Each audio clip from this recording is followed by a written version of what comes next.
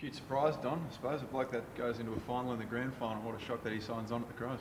Oh, look, it's nice to be able to get that extension, if you like, done before the start of the season, and I'm grateful to the footy club to see that that they see a future in me and the way we're coaching and our football program. To be honest, I mean, it's not just about me. I mean, we've got a great staff of people from our coaching group, our high performance guys to everyone who's in our footy department does a fantastic job giving the players the opportunity to really strive and be excellent. And I'm fortunate to lead such a great group of coaches and just love working with the players. So it was an easy decision for me when they approached me about that, but I'm grateful to the board and the management that they see that there's a future with the footy program we're working on. When did all that happen? When did they approach it?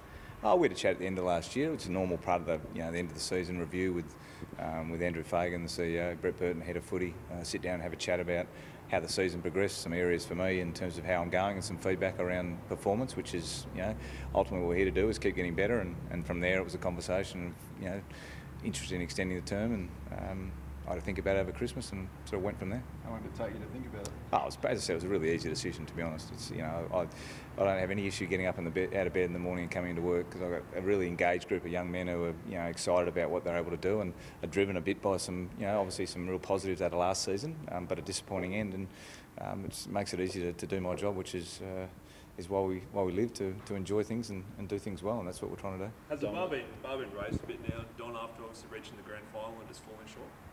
Well, I don't know about raised. I think it's more, we've got to, we've given ourselves, we created a great opportunity last year, and that's the reality. And we did it through hard work, and the guys did it through a lot of focus and a lot of hard training. The unfortunate reality is we start back at zero with everyone else, but that's the nature of the game. But we go in with a great belief that the way we play and the way we've been able to play in the last 2 seasons, we think stacks up and is able to play some high quality footy and some winning finals footy.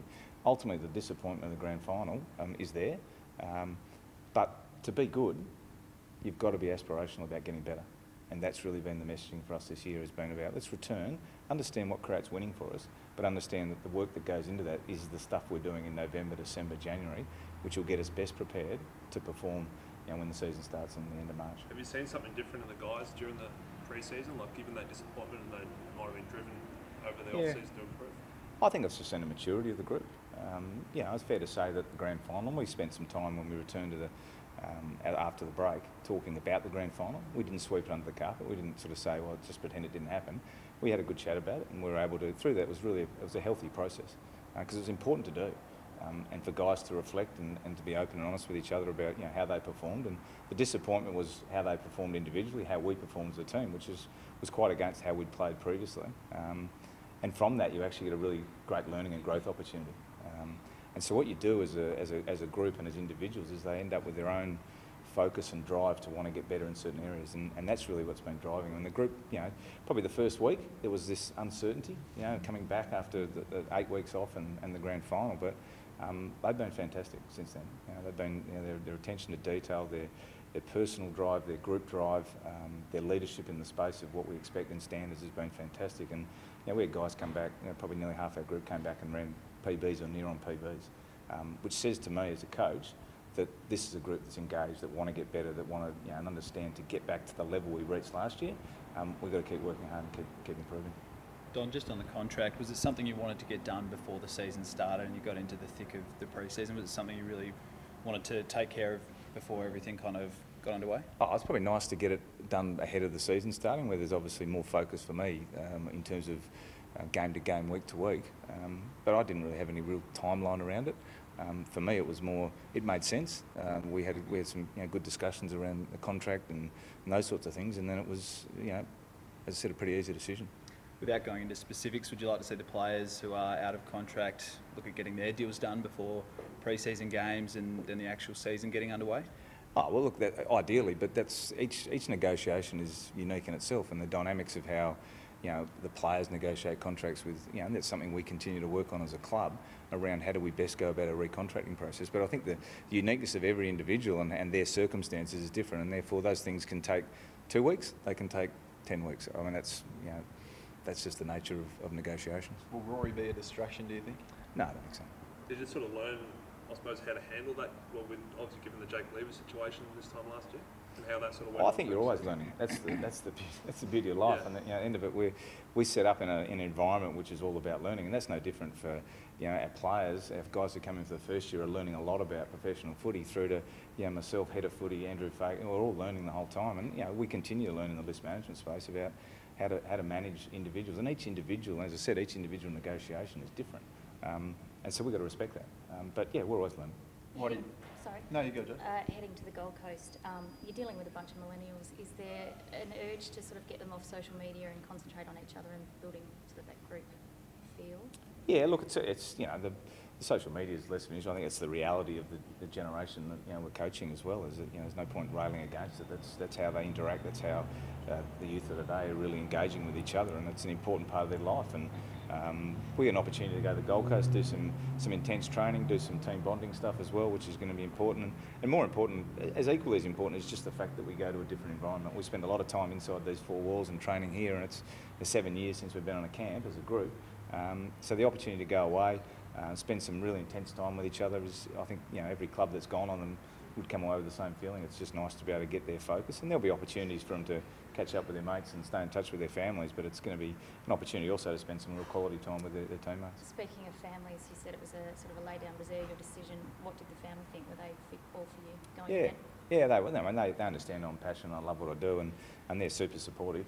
So my wife and two daughters were, when I spoke about it with them over Christmas, when we'd already sort of entered some discussions, they were very supportive. Couldn't have been more supportive. Pretty emphatic shutdown just before about Rory. What makes you so confident that it won't be a distraction?